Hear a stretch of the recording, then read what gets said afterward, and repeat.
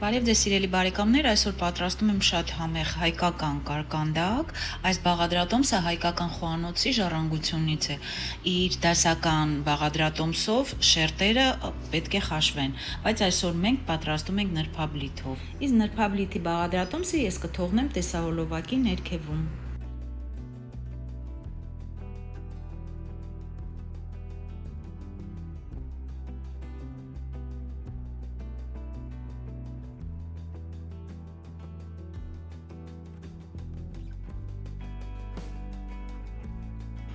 Պատրաստում եմ միջուկը, այստեղ 500 գրամ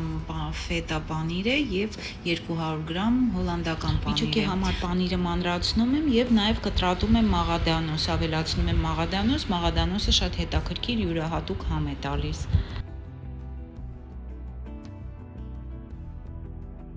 Նաեւ հարկավոր կլինի մեզ հալած կարագ։ Պատրաստում եմ կարկանդակը, ձևամանի մեջ առաջի շերտով տեղադրում եմ նրբաբլիթը եւ ինչպես ցուցադրում եմ, ծայրերը մի փոքր կախված են մնում։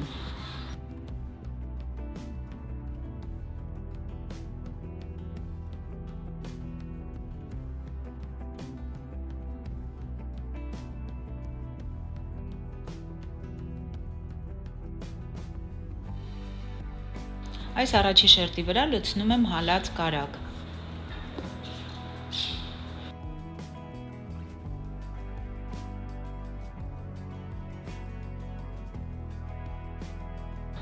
Վրայից պանիրը տարածում եմ հավասարաչափ։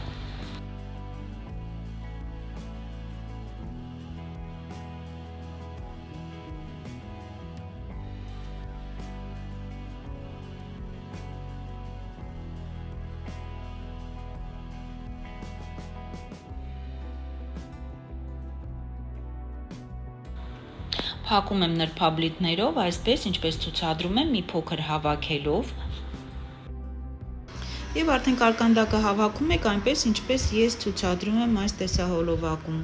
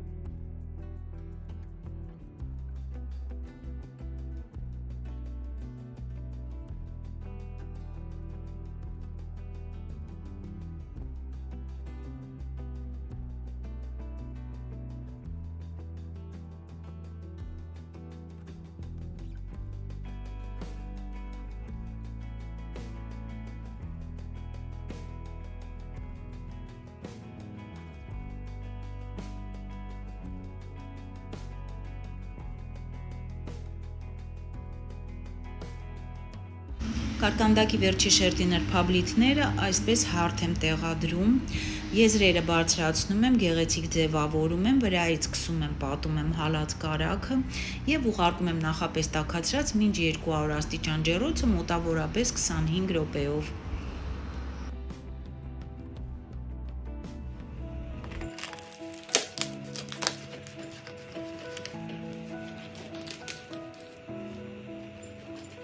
Շատ յուրահատուկ եւ շատ համեղ է ստացվում,